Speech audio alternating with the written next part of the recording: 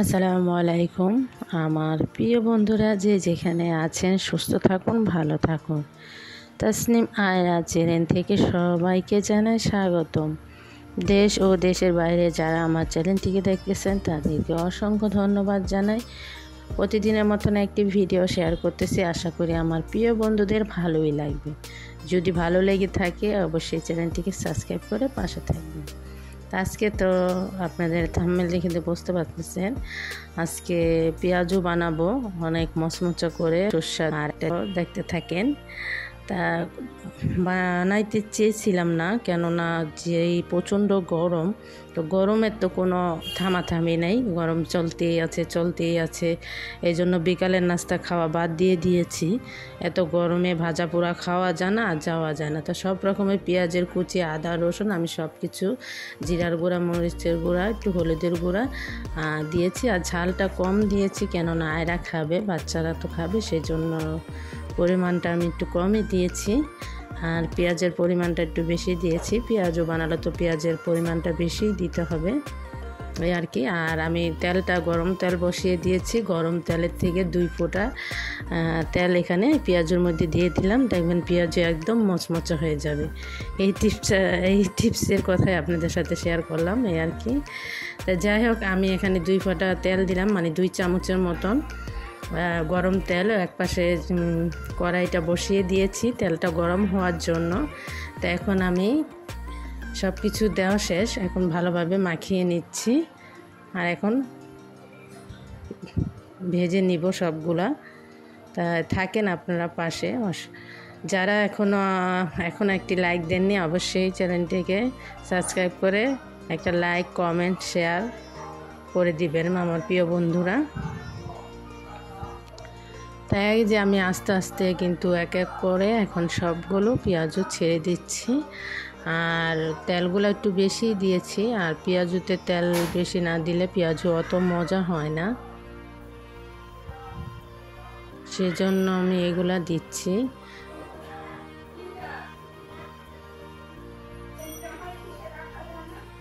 এক সাইড করে আমি অনেকগুলাই দিয়ে দিচ্ছি।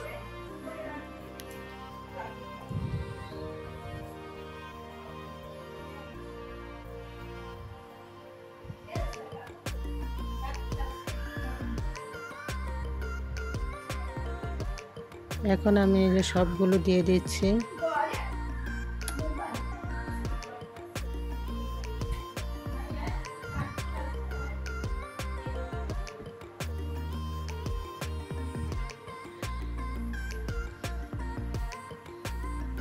একসাথে আমি অনেকগুলাই দিয়ে দিলাম, কেননা আটবে আর পেঁয়াজগুলো আর ভাঙবে না। তা আমি জালটা একটু কমিয়ে দিলাম। এই যে আস্তে আস্তে হতে থাক, মচমচা হবে।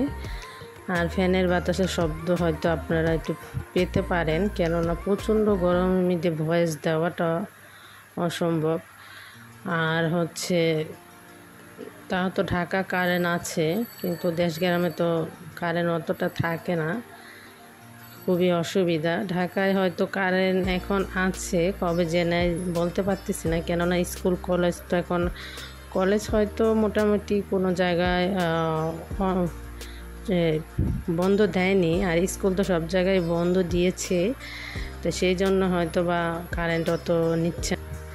আর এই যে আমার পেঁয়াজগুলো কিন্তু ভাজা হয়ে গেছে, যেগুলা দিয়েছিলাম, আর একটাও ভাঙেনি, দেখে বুঝতে পারতেছেন অনেকগুলাই কিন্তু আমি একসাথে দিয়েছিলাম। তো এই যে আমার পেঁয়াজু লাল লাল কালার হয়ে গেছে, এখন আমি নামিয়ে ফেলবো। আর কার কার পেঁয়াজু পছন্দ অবশ্যই কিন্তু কমেন্টে জানাবে।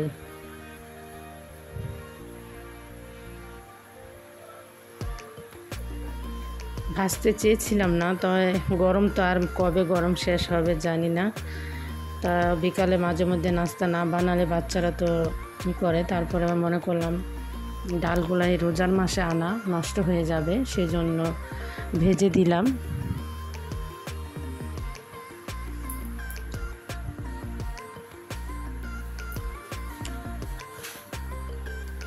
এখন এই যে আরেকবার দিলে আমার পেঁয়াজুটা হয়ে যাবে। সেমভাবে আমি এক এক করে দিয়ে দিচ্ছি আবারও।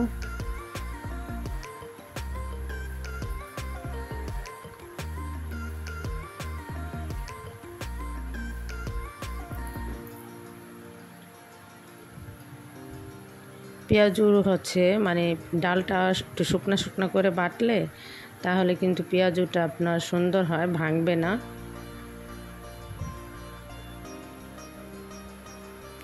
তো এই যে এটা হয়ে গেছে, আরেকবার যেটা দিলাম এখন নামিয়ে ফেলবো। আজকে পেঁয়াজুটা কেমন হলো অবশ্যই তোমরা কমেন্টে জানাবে, like comment share.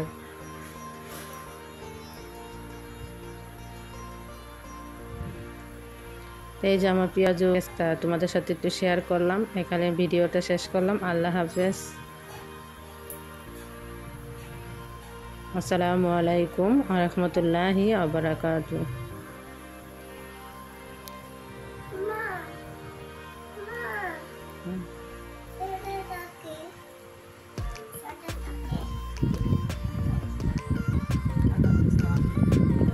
How is this?